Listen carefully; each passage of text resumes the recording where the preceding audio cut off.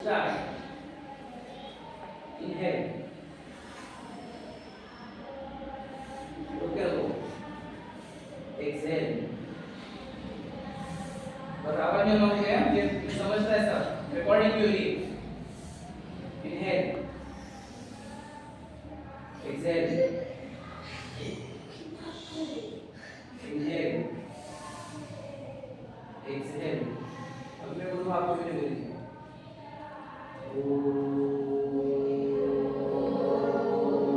सुनाई दिया नहीं मैं बोला तो कोई बोलेगा नहीं करके अपने सबके एक्सप्रेशन रिकॉर्ड हो गया तो फिर जो कर रहा है बदमाशी सब रिकॉर्ड हो रहा है मैं अपना नाम लिख दूंगा उसमें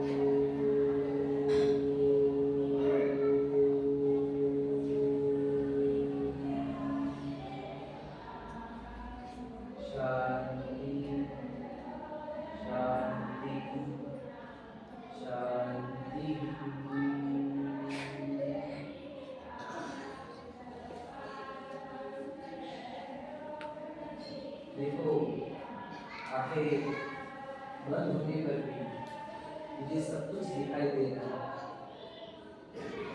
मैं एक राजमहल में एंटर कर रहा हूँ।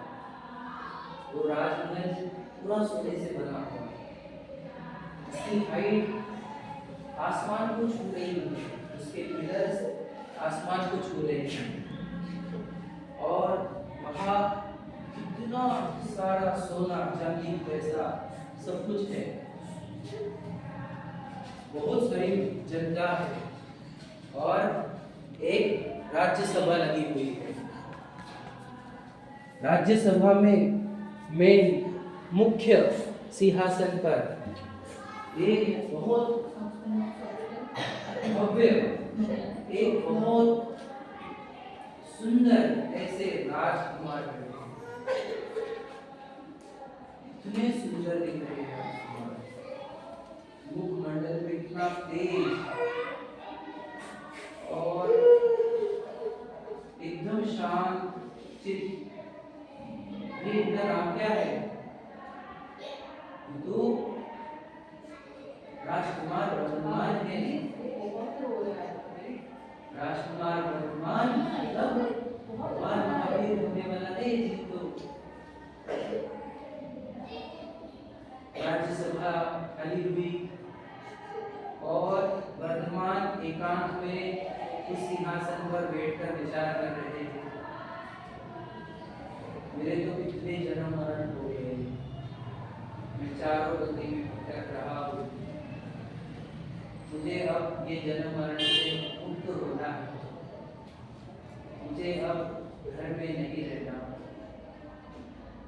मुझे घर में रहने का राग तोड़ देना है। चलो अब मैं दीक्षा लेता हूँ। हे माता, हे पिताश्री, मुझे जिन दीक्षा लेना है उन्हीं दीक्षा लेना है, मुझे आज्ञा दो। नहीं बेटा, तुम तो बहुत युवा हो, तुम्हारी उम्र केवल 30 वर्ष है, तुम क्यों दीक्षा लेना चाहते हो? माँ बोलती है, नहीं वर्धमान, तुम हमारे प्राण से प्यारे हो, तुम दीक्षा ना लो। जंगलों में तो शेर, बाघ सब डेंजर प्राणी हैं, वो तुम्हें नोच नोच के खा लेंगे। नहीं माँ, मुझे तो मेरी कषाय खा रही है, मुझे तो राग द्वेष खाते हैं। वो प्राणी तो इस शरीर को खा सकते हैं, लेकिन राग द्वेष मेरी शांति को, मेरे आनंद को खा रहे हैं, मेरे ज्ञान दर्शन को खा रहे हैं। मुझे राग द्वेष से डर लगता है माँ, मुझे इन बाघ सिंहों से डर नहीं लगता। माँ मुझे दीक्षा लेने दो, माँ मुझे कर्मों का नाश करना है, मुझे अनंत काल के लिए अनंत सुखी होना है माँ, मुझे दीक्षा दो।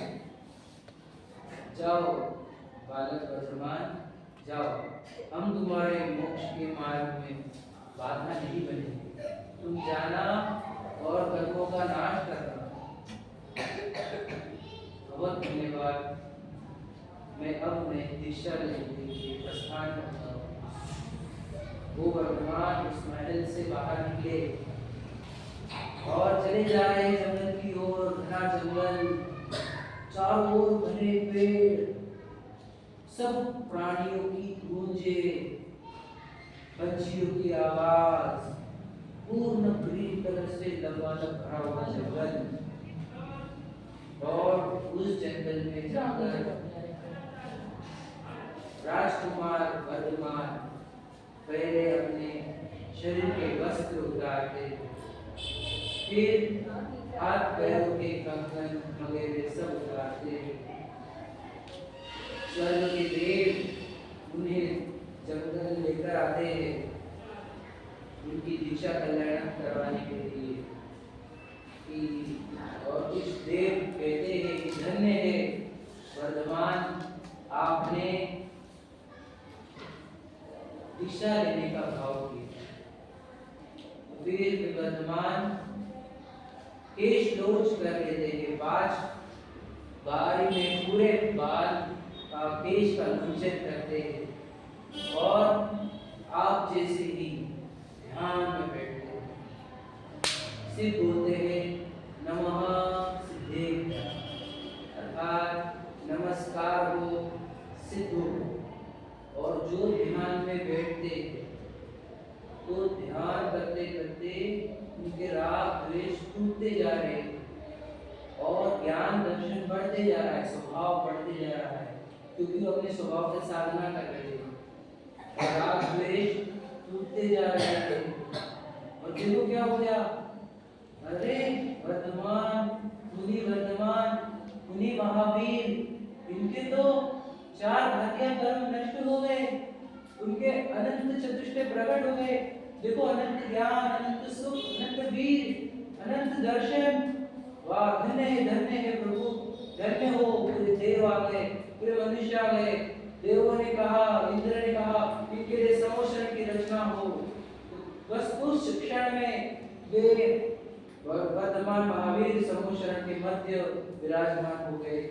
चारों ओर से उनका मुखमंडल दिख रहा है, मुख दिख रहा है। समोषण में चारों मनुष्य आ गए, देव आ गए, माता जी महाराज जी आ गए और हिरेश भी आ गए और सब लोग उनकी दिव्य ध्वनि सुनना चाहते हैं कि हे प्रभु, हमें भी ऐसा सुखी होने का मार्ग दर्शाओ, हे प्रभु हमें ऐसा भी आनंदित होने का मार्ग दर्शाओ। तो दिव्य ध्वनि नहीं मिल रही थी। फिर 66 दिन बाद गौतम गणधर आए और गौतम गणधर ने जब आए तो भगवान महावीर की वाणी गिरने लगी। उन्होंने कहा, हे भव्य जीवो, तुम भी एक जीव हो मेरे जैसे, तुम भी अपने स्वभाव की साधना करो, गृहस्थपना छोड़ो, मुनि धर्म अंगीकार करो, निज स्वभाव का साधन करो, अपने ज्ञान दर्शन को साधना करो और राग द्वेष का नाश करो, तो आपके भी 4 घातिया कर्म नाश करो, आपको भी अनंत सुख मिलेगा। इसलिए हे भव्य जीवो, आप इस शांति के मार्ग को, सुखी होने के मार्ग को स्वीकार करो, यही सुखी होने का मार्ग है। तो उनकी दिव्य ध्वनि कैसी निकली,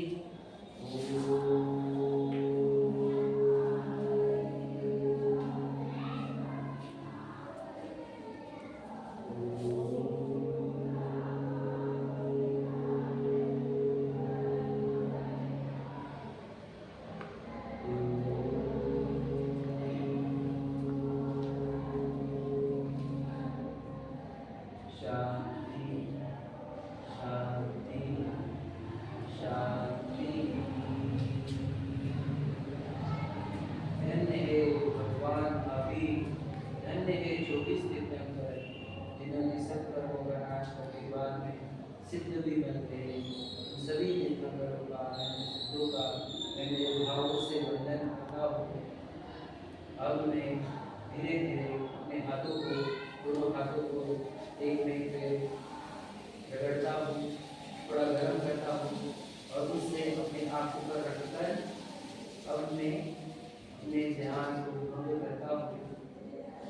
बोलो, भगवान महावीर की जय।